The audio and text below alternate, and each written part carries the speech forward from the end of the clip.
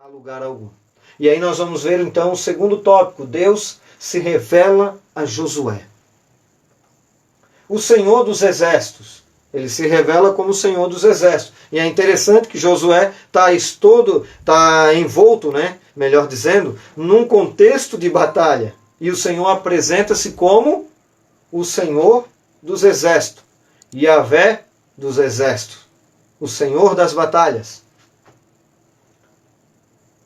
Para Moisés, em Êxodo 3, é interessante, Deus se apresentou como eu sou o que sou, o autoexistente. Agora, ele se declara por intermédio do seu anjo como o Deus Todo-Poderoso na guerra. Olha só, irmãos. Na verdade, o eu sou o que sou indica que o nosso Deus será o que for necessário que ele seja, inclusive o Senhor irresistível e poderoso na guerra. Dentre tantos outros títulos mencionados nas Escrituras, a denominação o Senhor dos Exércitos, no Salmo 89, verso 8, por exemplo, seria utilizada frequentemente por muitos profetas. E aí nós temos alguns textos, para pontuarmos, aí só vamos mencionarmos aos irmãos, logicamente. No caso, 1 Samuel, capítulo 1, versículo 3, 1 Reis, capítulo 18, versículo 15, 2 Reis, capítulo 3, versículo 14, Salmo 46, verso 7. Perto de Deus é o segundo subtópico. Josué, ao ver o príncipe do exército com a espada na mão, da mesma forma como Moisés agir ao ver a sarça ardendo, aproximou-se daquele ser singularmente maravilhoso, mesmo sem saber quem era. Pois Josué certamente tinha o desejo de ter experiências com o Senhor, mas o que ele não sabia é que seria naquele momento. Então, como ele foi se aproximando ao ver aquele ser com a espada desembainhada, ele foi se aproximando, assim como Moisés se aproximou da sarça, a qual ela ardia, mas não se consumia. Talvez, e com certeza, Josué carecia, como nós carecemos, de termos comunhão com Deus e experiências com o Senhor. E aí, com certeza, e não saberia ele que estava diante de algo maravilhoso, de uma experiência gloriosa. Talvez você e eu, que aqui estamos, talvez alguém pode pensar assim: irmão Vilmar, já faz algum tempo que eu estou tendo uma sequidão espiritual. Já faz um bom tempo que eu não estou tendo uma experiência mais profunda com o Senhor. Quero dizer para o irmão ou para a irmã nesta noite que Deus, Ele é o mesmo. É nós que carecemos e precisamos buscarmos de uma forma mais profunda, de nos colocarmos mais na presença do Senhor. Fazer valer a nossa perseverança para poder então se aproximar mais do Senhor, porque Ele tem para se apresentar às nossas vidas, para que possamos ter uma experiência mais profunda com o Senhor. Já é por alguns dias que Deus vem falando ao meu coração sobre o desejo de buscar mais, de orar mais, de não se conformar com este século. Como está lá em Romanos 12, 1 e 2. Rogo-vos, pois, irmãos, pelas misericórdias de Deus, que apresenteis o vosso corpo em sacrifício vivo, santo e agradável a Deus, que é o vosso culto racional.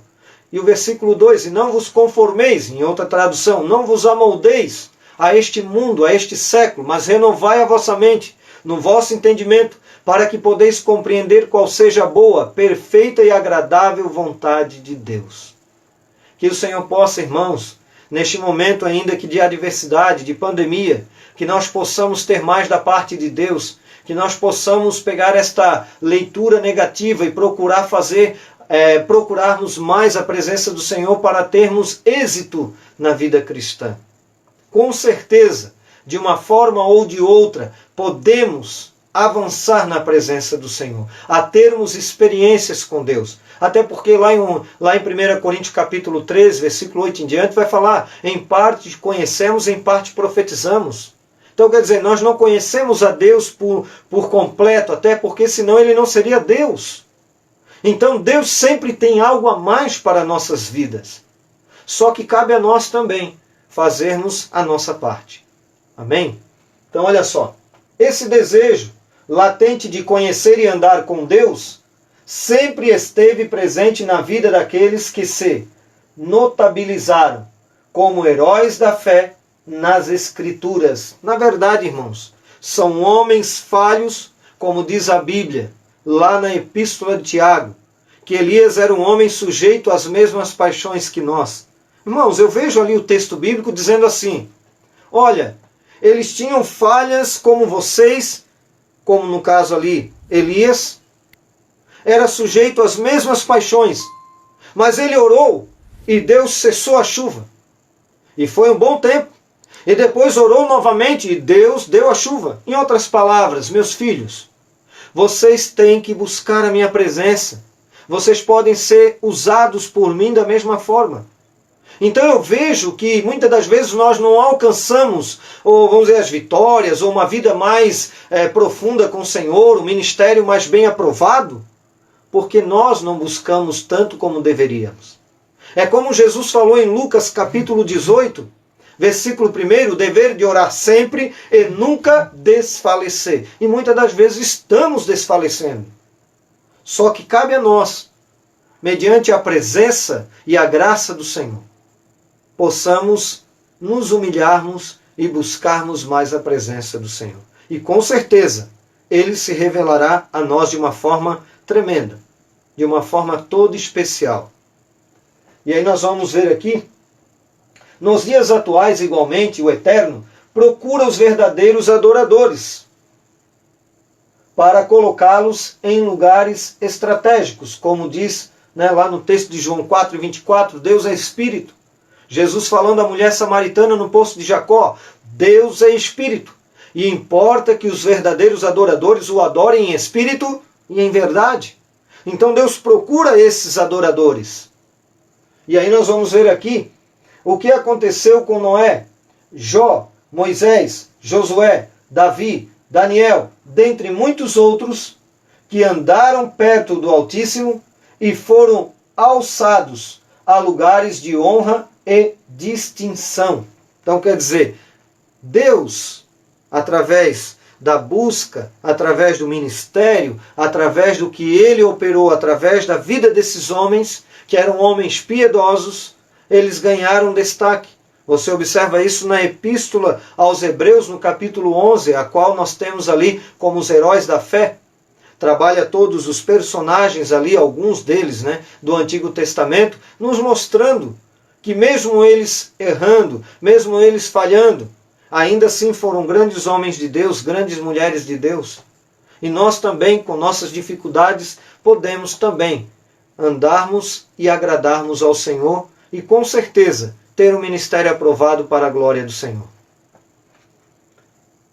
E aí nós temos aqui, certamente sucederá com a geração de servos de Deus dos dias odiernos, no nosso contexto, desde que haja submissão total ao senhorio de Cristo. Terceiro tópico do segundo tópico da nossa lição. Um novo tempo marcado pela espada. Aí nós temos ali, no evento da sarça ardente, vemos que Deus chamou Moisés para libertar da escravidão egípcia o seu povo. Então Moisés pediu um sinal, e o Senhor lhe perguntou, que é isso na tua mão? Que aí trabalha a questão lá do cajado, que ele joga no chão, se torna uma serpente. Aí Deus fala, agora pegue novamente pela cauda, e ela se transforma novamente a ser um cajado.